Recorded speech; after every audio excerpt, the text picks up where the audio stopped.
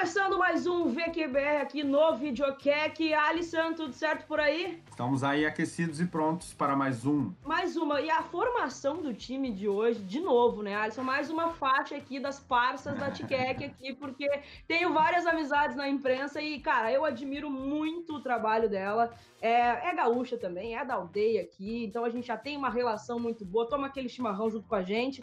Então, vai nos ajudar, vai contribuir demais para o Videocac BR de hoje, principalmente porque a gente vai falar num assunto que eu não gosto muito de falar, mas eu vou ter que falar que o Inter é o líder do Brasileirão e ela, mais do que nunca, tá imersa no conteúdo de Inter e, cara, fez uma entrevista muito massa com o Kudê. Tô falando de quem, Alisson? Tô falando de quem? De mais uma mulher forte do esporte. Olha só, As rimou. mina. Bibiana Bolson. Aê! Olha ela aí. Que prazer. Gostei do... Como é que é? Bibi, muito obrigada, é um prazer enorme te ter aqui com a gente, ajudar a gente a fazer mais um VQBR aqui. Eu que agradeço e olha, dá para se dizer que eu acompanhei o nascimento de Keck, porque quando a Keck concluindo a faculdade de jornalismo, já trabalhando, porque sempre foi muito ligada ao esporte, a gente se conheceu pessoalmente no Rio, então eu acompanhei a tua evolução, eu tenho muito orgulho dessa mulher que se tornou também e dessa independência, porque eu acho que tem espaço para fazer conteúdo relevante, conteúdo legal também, fora dos grandes veículos, é o que vocês fazem aqui com o trabalho do Alisson também, essa equipe toda que faz os vídeos da Keck. Que legal. E não, dá pra dizer que a gente se conheceu fazendo festa, né, Bibi? Tu lembra disso? Eu tô até na dúvida agora. Foi numa festa da Globo, lembra? Festa de final de ano da Globo, alguma coisa do tipo. A festa é sua, hoje a festa é nossa, é de quem quiser. Foi muito boa aquela festa, inclusive. Tem história aí pra contar, mas não sei se essa a gente vai revelar aqui, Keck. Não, essa fica pro bastidor, essa não dá pra revelar muito aqui, não.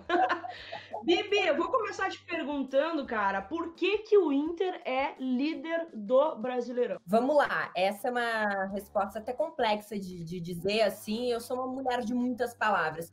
Eu acho que o Inter é líder do Brasileirão porque tem um trabalho coletivo, um grupo que se fortalece, de uma teoria também que vem nessa, né? Hoje tem, claro, os jogadores que estão se destacando, o caso do Galhardo, mas não tem esse protagonismo reservado a uma figura só no Internacional, que é algo que traz a comissão técnica do Eduardo Cudê.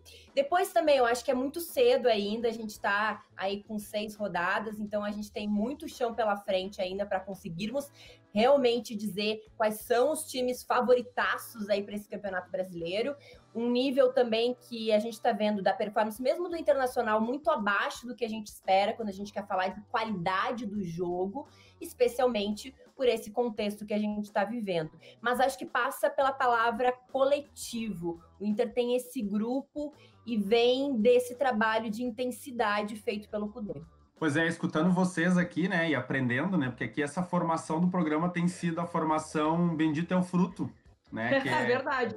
Semana passada era eu aqui assistindo a Tainá e a Keck, e hoje está com a Bibiana aqui, então escutando um pouquinho, pensando nos jogos do Inter, nos jogos recentes, e pensando nessa questão da agressividade, contra o Botafogo, né, o Inter conquistou uma vitória fora de casa, claro, o Inter ontem, né, na quarta-feira, anteontem, né, Keck, a gente está apostando aí na sexta o programa, mas o Inter, ele tinha um adversário que eu creio que ele respeitou muito mais, né, que era o Palmeiras, e também tinha muitos desfalques, né, que acabaram complicando a formação do time. Eu achei ele bem agressivo contra o Botafogo, inclusive o gol saiu bem rápido, né, na vitória dele no Rio de Janeiro. Quarta-feira acabou, acho que ocorrendo uma série de fatores que prejudicaram ali o Internacional, mas a posse de bola do Internacional foi dominante em boa parte do jogo, né. E aí eu queria perguntar uma coisa para a Bibiana, puxando para a aldeia aqui do Rio Grande, né, tem se falado muito em cavalo aqui no Rio Grande do Sul, né? Assim, às vezes falam do capitão do Grêmio, como já chamaram de cavalo cansado, né? E aí, puxando aí esse papo equino, né? O nosso treinador aqui, né, sou gremista, o Renato Portaluppi, comentou que estava já cansado de ver cavalo paraguaio no Campeonato Brasileiro, né? Eu te pergunto, assim, tu concorda, tu consegue enxergar, tu concorda com o Renato Portaluppi de que teremos cavalo paraguaio aí à vista? Eu acho que quando o Renato fala isso, primeiro faz parte do personagem. Eu sou muito fã, porque o Renato, ele mantém a personalidade dele, todos os anos sempre foi assim, e ele não muda por nada, né? Então, eu também admiro pessoas assim, que têm essa personalidade, que mantêm as suas opiniões e que eventualmente dão lá as suas cutucadas. Se a gente olhar os campeonatos anteriores, realmente a gente pode considerar essa história do cavalo paraguaio, porque alguns times largam muito bem e aí na finaleira não dão esse gás, não dão continuidade a esse gás, e mesmo o Grêmio também, em alguns momentos começa mal, aí no meio engrena, e aí lá no finalzinho acaba fazendo opção por uma outra Copa, por uma outra competição também. Então, eu entendo quando ele fala isso, porque se a gente olhar realmente para os últimos anos, isso aconteceu e faz parte do show dele. Agora, o que eu tenho sentido olhando para o Internacional, e não é pro Internacional, é para a comissão que está trabalhando hoje no Internacional, que é uma comissão que eu tenho certeza que qualquer clube gostaria de ter, porque é uma comissão que realmente tem trazido essa ideia de jogo para a base também, tem olhado para a base, então os meninos vão sair da base já com o mesmo padrão de jogo para chegar no profissional e conseguir executar isso, tem essa conversa, tem esse olhar também para conseguir fazer essa captação desses jogadores e não queimar esses jogadores, e tem esse trabalho de um entendimento que todo mundo ali tem importância, independentemente de você ser titular ou não, os caras estão se preparando para essa oportunidade. Então se constrói um clima de coletividade, que hoje o Inter é mais do que 11 jogadores, mesmo tendo um elenco enxuto. Mas, ô Bibi, ainda em cima do jogo entre Inter e Palmeiras, eu tenho acompanhado alguns jogos do Palmeiras, assim, e a impressão que eu tenho é que é um time cheio de bons jogadores, mas que em conjunto não sabe jogar. O jogo de quarta-feira que fez, para mim foi assustador, assim, errar coisas muito básicas. O Palmeiras não conseguia trocar 3 passes no meio campo, assim. E é uma coisa maluca, porque o Palmeiras tem resultado, se a gente for parar para pensar, está invicto no Campeonato Brasileiro, né? O Luxemburgo foi campeão do Campeonato Paulista, mas em termos de convencer, em termos de ter modelo de jogo, não tem. É muito feio o jogo do Palmeiras, assim. E o Luxemburgo já está sofrendo uma grande pressão, principalmente pelo que eu tenho acompanhado dos produtores de conteúdo do Palmeiras. Assim. Até a imprensa também, mas eu acho que está ainda cautelosa. Hoje, por exemplo, eu vi o Galvão falando que é um absurdo querer tirar o Luxemburgo por esse resultado que dá, né? Fazer um golzinho ali para empatar, fazer um golzinho para ganhar. Eu não vejo nada nesse time do Palmeiras, a não ser bons jogadores, qualidade individual. Como é que tu tá vendo o Palmeiras esse ano? Ele vem para brigar pelo título mesmo ou vai ficar pelo G4? E tu acha que o Luxemburgo vai ter vida longa? Olha, eu vou de trás para frente, tá? E porque algumas aí é difícil a gente falar agora, ainda com tantas rodadas pela frente. Bom, de fato o Luxemburgo está sofrendo essa pressão, uma pressão que passa pela torcida, mas neste momento ele ainda tem a credibilidade dele estabelecida dentro do Palmeiras e não há qualquer tipo de conversa para que ele seja desligado, especialmente porque o título estadual também deu essa moral, digamos assim, para o treinador. Então ele vai ter aí mais algumas semanas de vida, a depender dos resultados, obviamente, mas acredito que ele tem hoje essa carta branca para tentar mais um pouco. Aí a gente tem que começar lá em janeiro. O Palmeiras fez a opção de não fazer grandes contratações, já tinha feito muitas contratações. Acabou dando alguns tiros pontuais. A grande contratação dessa temporada, que foi o próprio Rony, né, não tá rendendo o que ele rendia anteriormente, o que se esperava dele, e que seria uma peça muito importante para a gente ver esse Palmeiras mais competitivo também. E depois, a gente também tem que levar em consideração que o Dudu sempre foi a alma deste time. Da mesma forma que o Everton Cebolinha era a grande alma também deste Grêmio, quando se perde um jogador do porte do Dudu, as coisas também ficam diferentes. Então também tem que assimilar essa saída do Dudu ainda tem que entender quais são os outros papéis ali dentro do elenco. É um elenco que, de novo, e repetindo até o que a Kek falou, é um elenco muito bom, um elenco que é também estrelado e que no conjunto não tem funcionado. Então eu acho assim, que ainda tá bem cedo pra gente dizer se o Palmeiras briga ou não pelo G4. mas coisas precisam mudar. E a gente não consegue estabelecer nem qual é este Palmeiras, qual é esse o Palmeiras titular, quais são os 11 jogadores, ou quais são as alternativas e as possibilidades do que o Luxemburgo vai propor aqui. Parece um trabalho um pouco de comodismo também, porque a gente não consegue ver uma evolução no trabalho do Lucha, né? Mas tem pontos positivos também que a gente pode esperar aí mais algumas semanas. Patrick de Paula, que eu acho que já é uma realidade nesse time do Palmeiras. Ele vai oscilar eventualmente, mas já é uma realidade, é um jogador muito bom, muito diferenciado também. O próprio Gabriel Veron pode ter mais oportunidades também nesse Palmeiras, né? Tá em recuperação aí de lesão. Então, aí são alguns nomes jovens que podem ainda dar bons frutos aí nesse Palmeiras, e mesmo de ver uma aposta do tamanho que é o Rony fazendo o que ele fazia lá no Atlético Paranaense. A gente olhando para a tabela, Bibiana, do Campeonato Brasileiro, né, chama atenção neste momento assim, a presença do futebol carioca no G6, né? O futebol carioca sempre muito forte, muito tradicional, marcando presença lá no G6, que seria aquela zona, né, gloriosa de classificação para a Libertadores, né, entre a pré-Libertadores, né? Então Vasco, Fluminense e Flamengo estão com os mesmos 11 pontos, né? E a galera agora, né, é quase impossível, né? Até que a gente às vezes conversa sobre falar do Flamengo nas nossas gravações, assim, porque a galera fala muito do Flamengo. Daí se fala do Flamengo, fala que só fala do Flamengo. Se não fala do Flamengo, reclama que não fala. Mas é difícil falar de Campeonato Brasileiro e não falar do Flamengo, né? E parece que o Flamengo, do seu torrente lá, pegou um elevadorzinho, deu uma chegada legal no grupo dos primeiros colocados aí. E aí o que tem se comentado, então, desde então, é que quem ganhou, ganhou porque o campeão voltou. Né? Será que agora o Flamengo, na tua opinião, assim, tá apresentando um futebol que dê pra gente acreditar que ele vai buscar mais um título nacional, hein? Eu acho que o que aconteceu no ano passado, a gente não vai ver de novo, porque a gente teve sim o impacto do super time, das super contratações, de uma gestão nova, com muito dinheiro, com dinheiro praticamente infinito aí, e com a chegada do Jorge Jesus. Só que a gente tem que assimilar que o Jorge Jesus saiu, deixou lá o seu sucessor, que tem uma outra ideia de jogo, que tem um outro pensamento para esse Flamengo também.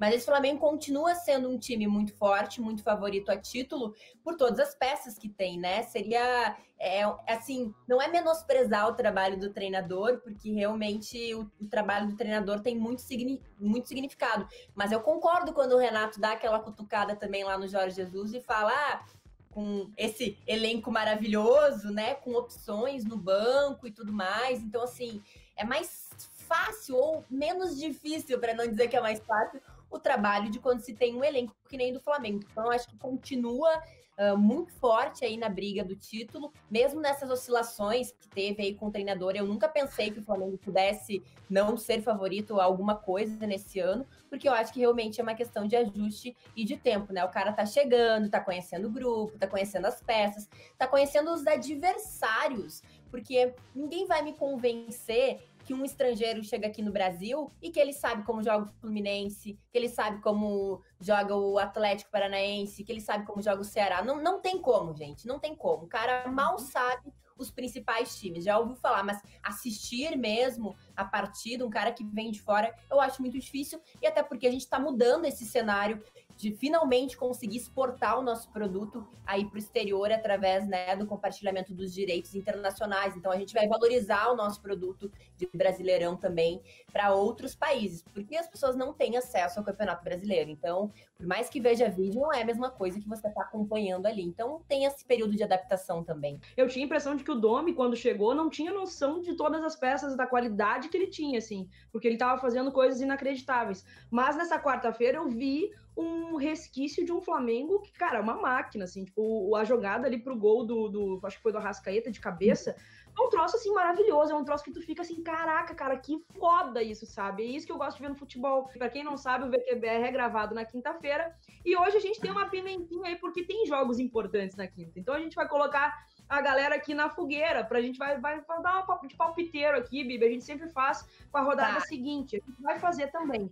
Mas agora a gente tem uma oportunidade de ouro de brincar na edição, porque a gente vai falar aqui quanto vai ser, por exemplo, o jogo de Grêmio Sport e Galo e São Paulo, e na edição a gente já vai saber. A chance de passar vergonha, ela não pode passar despercebido, entendeu? Então, como a gente está gravando, a gente chama de pitaco da zoeira, porque quem dá pitaco, a Tainá já falou semana passada, não entende muito de futebol. Tipo assim, a gente chuta aqui, a gente, né, claro, tenta, né, obviamente depois, mas assim, a gente tem 2 jogos na quinta-feira, né, às 19 horas, Grêmio recebe o Sport Recife, né, na Arena, e às 20 horas o Atlético Mineiro recebe o São Paulo, né, em Minas Gerais. Ó, eu sou muito ruim de pitaco, eu sou que nem a Tainá, então eu sou ruim de pitaco, eu sou ruim de coisas de sorte que envolve assim. Eu até postei no Twitter, a única coisa que eu ganhei em toda a minha vida foi uma ovelha num bingo da igreja, tá? Porque eu perco tudo para o ímpar, aposta, eu sou péssima. Mas vamos lá, eu tô apostando numa vitória do Grêmio aí. 2-0, eu diria. Eu acertei o placar esses dias porque eu apostei no empate, né? E o Renato Portaluppi se abraçou no empate e eu acho que agora a gente vai cortar um pouquinho desses laços afetivos com o empate. Então eu apostaria também, assim, eu vou pegar a dica da Bibiana, eu acho que o Grêmio ganha, precisa ganhar, porque não ganha mais o Campeonato Brasileiro, só empata 2-0 pro Grêmio. Isso que eu gosto muito do futebol nordestino, tá? Um abraço pessoal de Recife lá, meu Deus. Cara, eu vou me arriscar muito na edição aqui, porque eu vou dizer que eu não aceito nenhum outro resultado hoje que não seja a vitória do Grêmio, tá? Eu não aceito. Não me vem com empate. É o Murilov Colorado que vai editar isso, tá? Material então, assim, pro Murilov. Material pro Murilov.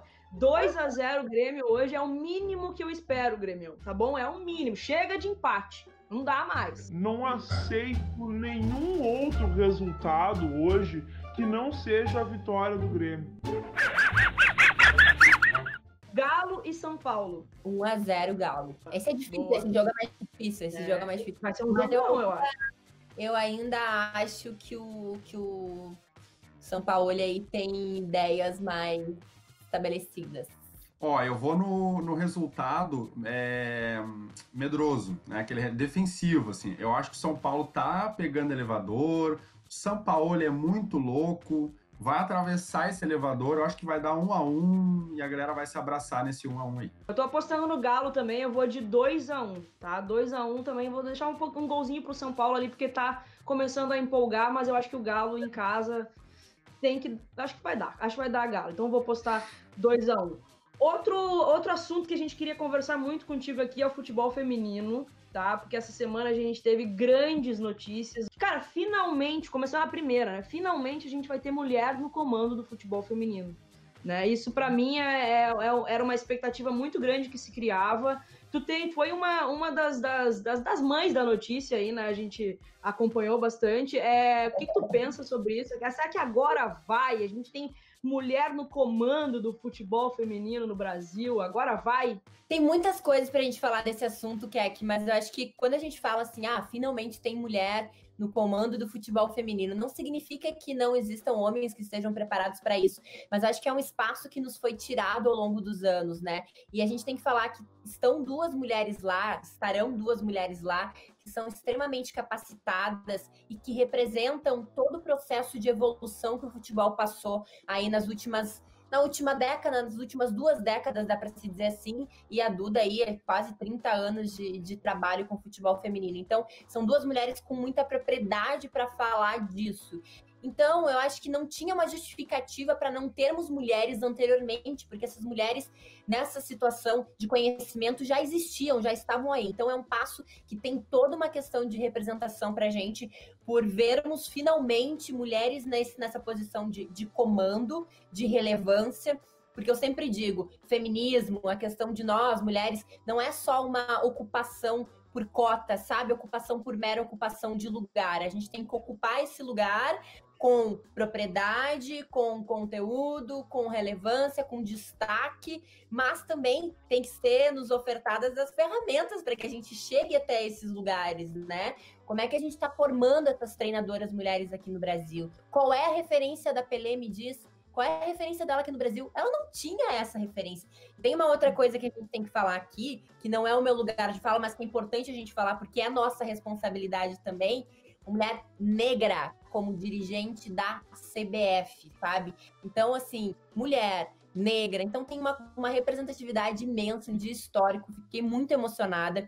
Eu fui uma das primeiras pessoas a dar a informação, e aí o André Hernan trouxe a informação, né, que seria a Pelé, a mais cotada, e aí eu descobri que eram 2 mulheres, que a Duda e a Ju. Então eu fiquei em choque, porque quando a minha fonte me falou, Bibiana, não é apenas a Pelé, a Duda tá vindo também, são 2 cargos, né, um cargo mais focado no desenvolvimento, nas competições, algo diferente do que vinha sendo feito, e outro mais parecido com o que o Marco fazia, né, anteriormente. Então, é um momento histórico. Eu acho que quando a gente fala dessas questões de mulheres dentro do esporte, a gente tem que também se questionar em colocarmos mulheres em posição de liderança. Então, eu não quero apenas uma apresentadora mulher, eu quero uma chefe de redação mulher, eu quero uma mulher CEO, sabe, lá em cima, falando disso para o mundo inteiro. Não dá mais para jogar a 2 no terrão, não dá mais para jogar de qualquer jeito. Tem que parar, olhar para o calendário, pensar, fazer um calendário digno para que a gente tenha o ano inteiro competição,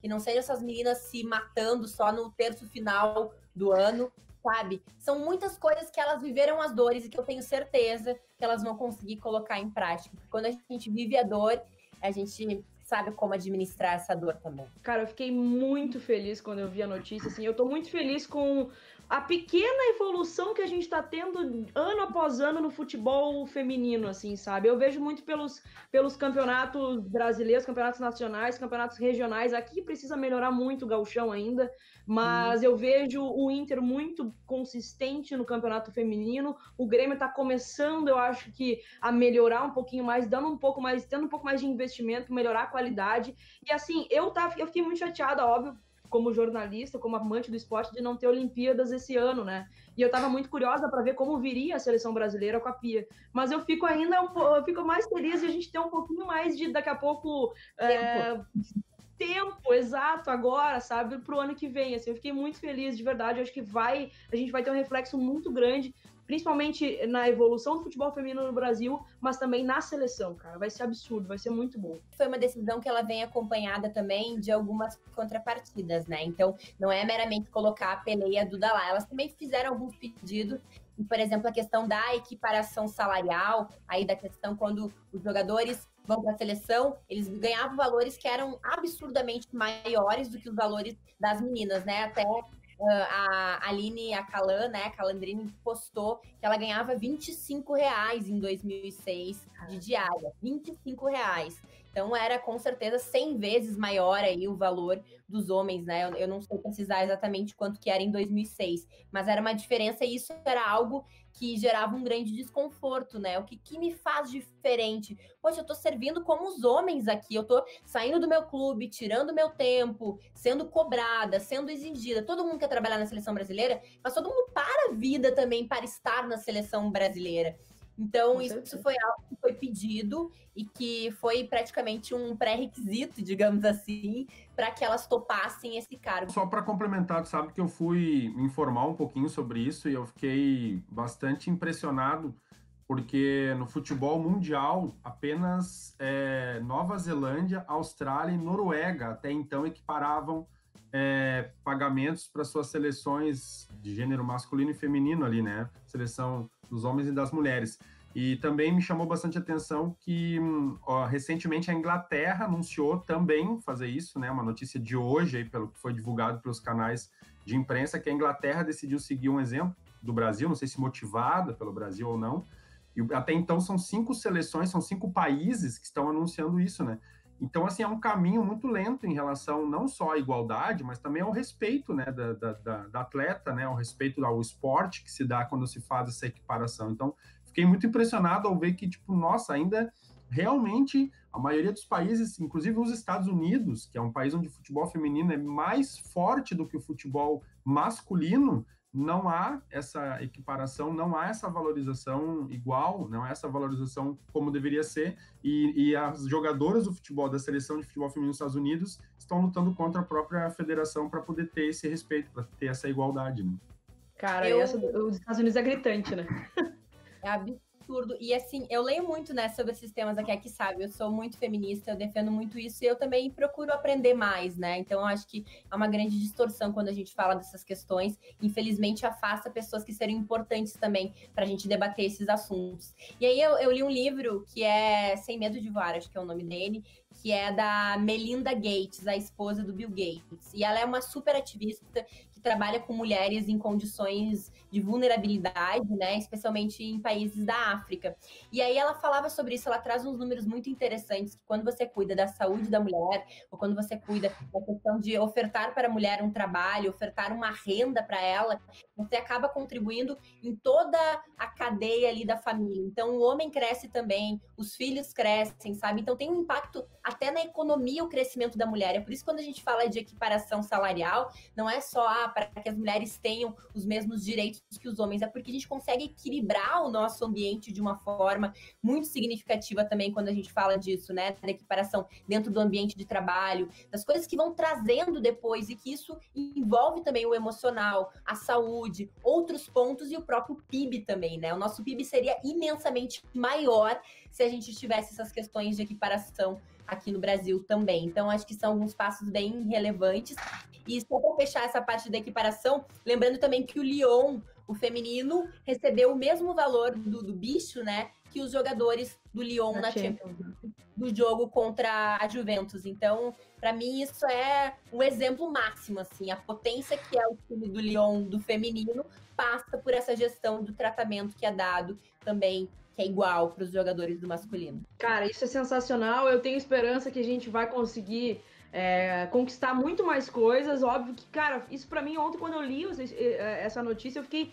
Não é possível. Isso no Brasil não tô acreditando, cara. Que coisa mais maravilhosa, sabe? E torço muito de verdade para que essa modalidade se desenvolva cada vez mais. Eu, infelizmente, não pude ser jogadora de futebol, tá? Eu tô aqui só cornetando agora. Ontem chutei a bola depois de 5 meses, mas espero que as próximas gerações das boleirinhas aí tenham muito mais oportunidades no futebol feminino. Gurizada, é isso. Bibi, muito obrigada. Foi um baita papo. A gente tá com 53 minutos de gravação aqui, vamos dar aquela editadinha, aquela sofrência na editadinha, mas foi um excelente papo, cara, muito bom falar de futebol contigo, fazia muito tempo que a gente não conversava, né, tete a tete, mas obrigado mesmo por participar com a gente aqui, por engrandecer.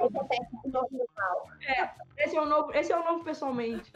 Eu que agradeço, Cat, muito obrigada. Sabe que eu torço muito pelo teu sucesso. Alisson, foi um prazer também. Todo mundo que acompanha essa guria, essa pequena, grande gênia.